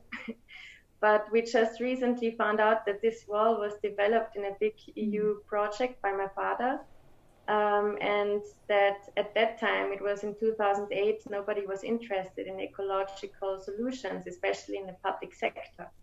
and now it has proven valid. So only last year we found out that this wall actually exists. My father built it up, and that it has proven valid and that it performs better than the concrete walls, which was built up at the same time. And the 3 minutes are over. Thank you so much for your answer. And now we are moving to the next team. And before, I want to thank you, Birgit, for your Q&A session. And our next team, next pitch on our virtual stage will be Conquistador from Finland. Please enjoy their pitch. I'm Kiro Gienko. And I am Mimosa Makkonen. And this is Conquistador. So, what's the deal? Conquistador is a greenhouse monitoring system, and our deal is to provide it to urban farmers and eventually to consumers. The average price for one Conquistador system is around €200, but the price depends on the customer's needs. With just the measurements, the price is around €200, but with the adjustment system added, the price naturally goes up. Our initial target demographic are the urban farmers, and our main selling point is that we offer something that doesn't exist yet, but we believe has a market for. Prior to this day, urban farmers had to settle for expensive top-end hardware, incomplete solutions, or nothing at all. But we don't offer anything that greatly exceeds the requirements that the urban farmers usually have, and that reflects on our prices. And this is also how we approach the engineering of our UI. We want to set a middle point where it appeals to both consumers and urban farmers when it comes to its versatility and intuitivity. The customers of Conquistador are urban farmers who can't afford the professionally used greenhouse monitoring systems. Here you can see the prices for two other Finnish greenhouse monitoring providers. These prices are for the same amount of automation in the greenhouses. For Conquistador it is around €500, and for Itumic and Priva it is much higher. We are aware that these two are meant for bigger agricultural operators, but the amount of monitoring the greenhouse conditions is the same for all three. The measurables you see here are all included in our main package, but we can also offer additional sensors that we can include into your package for an additional cost. Therefore, you pay for the exact thing you want, nothing more, nothing less. Another add-on is the hardware that allows the adjusting of the measurement levels instead of just measuring them. And we're also going to offer a free mobile app where you can see all of your past readings and adjust the minimum and maximum range of each one to your liking. This measurement device you see here has a rechargeable battery and an LCD screen, so you can move it around and observe measurement levels without the app. In total, we had 23 interviews with mostly agricultural professionals and urban farming companies, and 3 of these companies are willing to buy Conquistador systems when we are ready and in the market. And 2 companies are willing to collaborate with us as soon as possible, and that is something we are planning to do this autumn. From these interviews, we found out that there is no affordable monitoring system available, and that many urban farmers are using DIY systems and would buy a working and complete product like Conquistador to help make their farming more efficient. Based on these interviews and customers' needs, we also added the adjustment system as a part of our product. We estimate a profit of around €100,000 in a year for our products and services. All of the estimates shown here are all adjusted over the next 5 years, so naturally we're going to sell less in our first year compared to the numbers shown here, and vice versa for our 5th year. Our main avenue for trade is going to be e-commerce, and our main source of income is going to be from the sale of our hardware and software. But in the future, we also plan on to offer consulting on measurement technology to further boost the productivity of your urban farm. There will be 10 billion people on Earth by 2050, which means we need to produce about 56% more food compared to 2010. But about 50% of the vegetated land on Earth is already being used by agriculture, so we need to come up with other ways to produce food.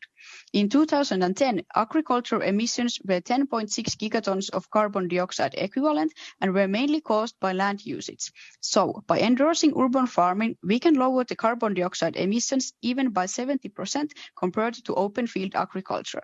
And that is why Conquistador is here, to help all 800 million urban farmers in the world to make urban farming a bigger factor in the future of food production.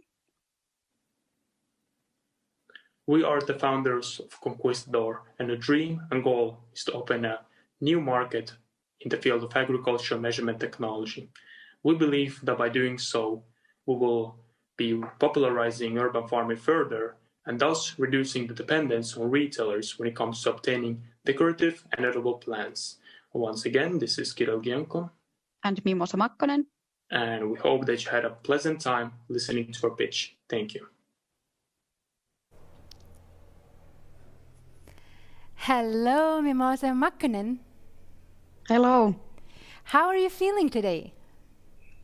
Excited but nervous. So I believe you're ready for your Q&A session. Yeah, sure. All right, so let's start our 3 minutes of Q&A session.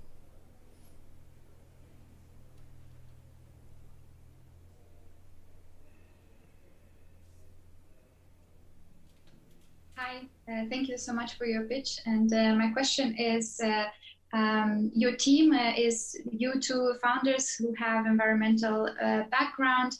Do you have also in the team someone that has entrepreneurial experience?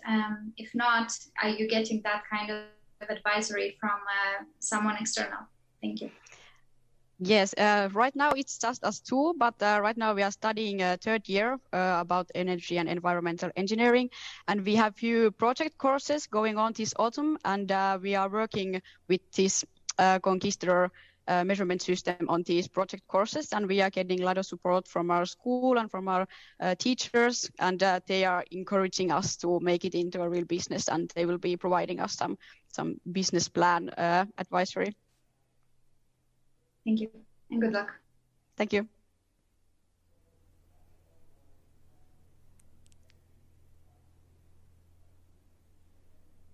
Do we have more questions from jury members?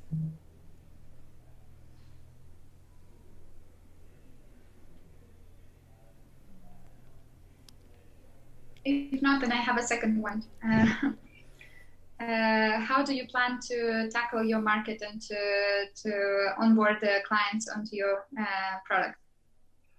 Well, right now we are trying to make, we have one prototype, we are now developing it further, and then during these project courses, we'll be going in 2 different urban farming companies to kind of like pilot the measurement system and the monitoring system. So if that goes well, then we'll be contacting more companies, and then eventually we are also going to consumer markets. That is our end goal, but right now we are focusing on the urban farmers and just getting the system working in a real environment. Thanks. We still have time for a short question, if there is any more.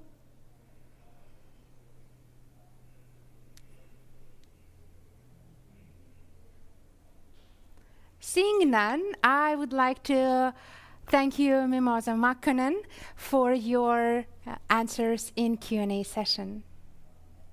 And now we move to our last team on this blue stage, which is Recycle Geeks from Portugal. Enjoy their pitch. Hi everyone, we're Recycle Geeks and we're here to give a new life to tech waste. Taking a look at our deal, we get donated computers from households and offices, and we sell them after being repaired to buyers of used computers and parts. The profit we get from these sales, we share 66% of it with the donor and the charity of choice.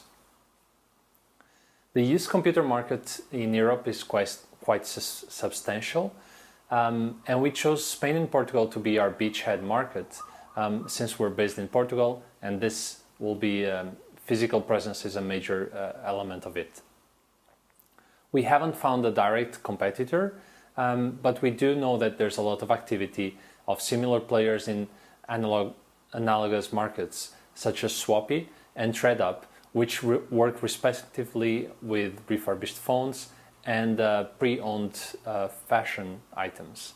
And they all had a quite substantial investments from venture capitals and are having important volumes of sales during 2020.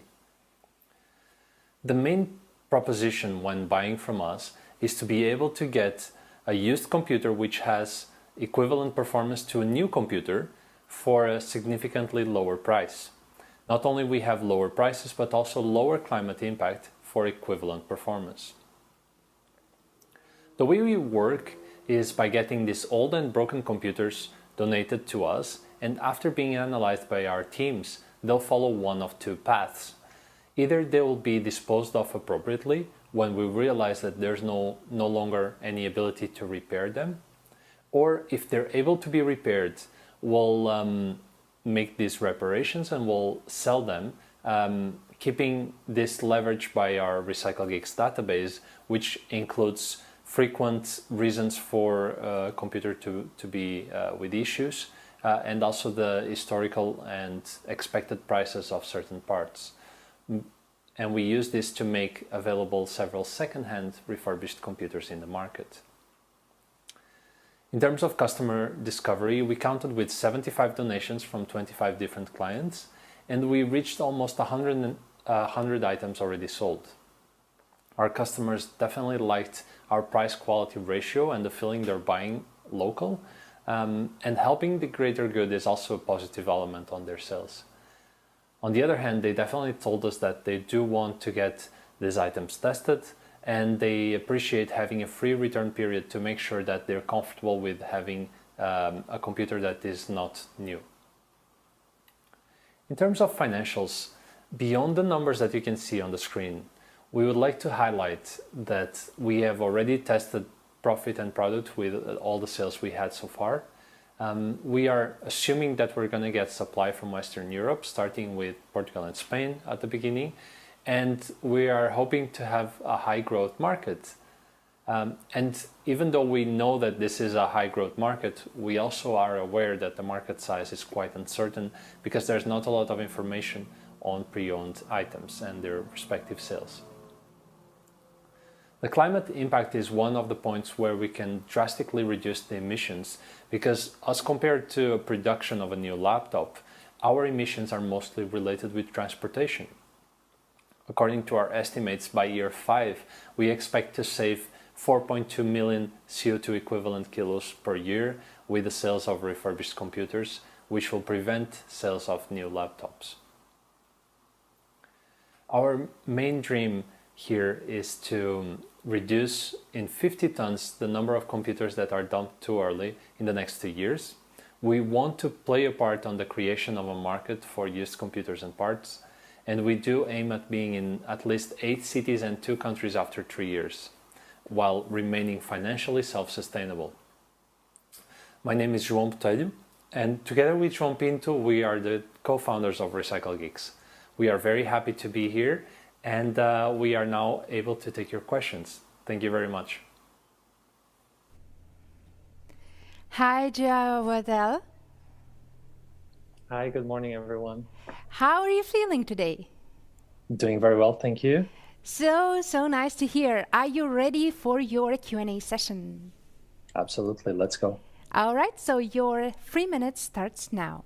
And I invite juries to ask questions. I'd like to start. Thanks, first of all. Recycling is always good. I'm a big fan of it. However, one question for you. Do you foresee any automation in inspection process? This sounds quite labor intense. Considering your numbers of scale, tens of thousands, each of it has to be inspected. What is your take on this? That's an excellent point. I think manual labor is an important fact of recycling, and is part of the reason why a lot of players didn't start on these markets. We're trying to leverage this with flows that accelerate the work of people.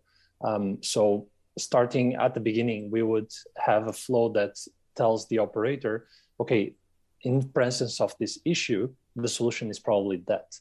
And this is something we're building as we go and as we repair more computers. In the long run, we could definitely think of building robots that would do that, but we're definitely too far from that point. Thank you.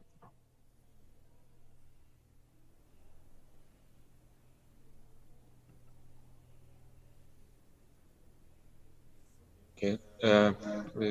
May I ask you a question? Do you have some relationship with electronic waste management organization? I mean, those who are handling EU directive for electronic waste management? We do not. That's something that we thought already that it can be a very interesting partnership for us. One thing that we do realize is that a lot of the electronics that reach the official recycling entities are already beyond the point where they can be resold. And we do realize that there's a phase of life of the electronics where they are just standing on the shelves at home, and that's the part of the electronic life cycle that we're aiming at. So before they reach the recyclers, they are often still good to be reused and to be resold and to be repaired. And we're trying to reach our main customers in the households and offices. However, we definitely know that having partnerships with these entities would be helpful, not only for us to forward correctly any items that would need to be properly recycled, but also for us to receive from them items that potentially can still have value and go back to the market.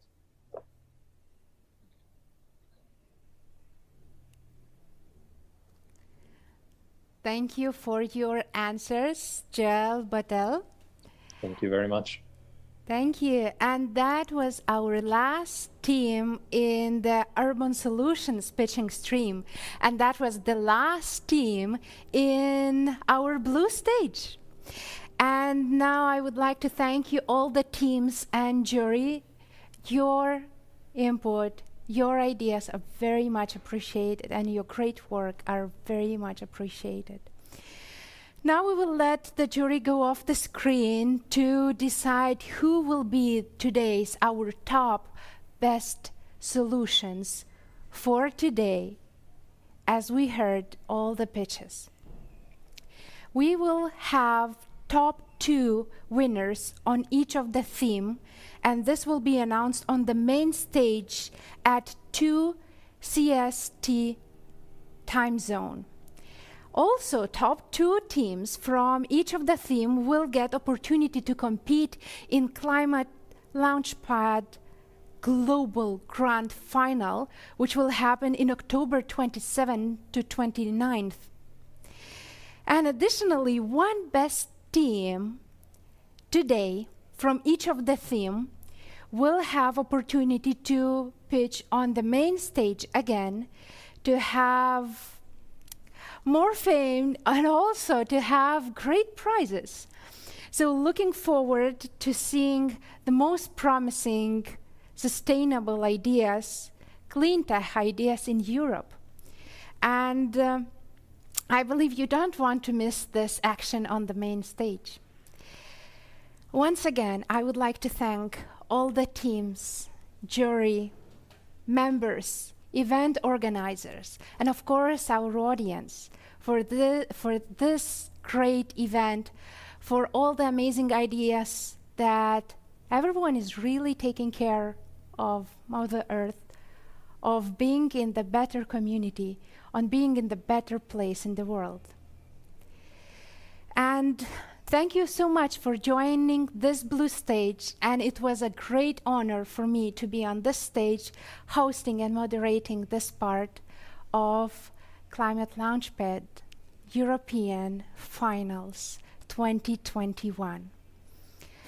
Let's fix climate change, and with a one start at a time. So thank you so much for being here today, and I believe we will meet very soon on the main stage. Don't forget, 2 CST time zone. There will be an extra actions. So see you soon. It was a great pleasure. Goodbye.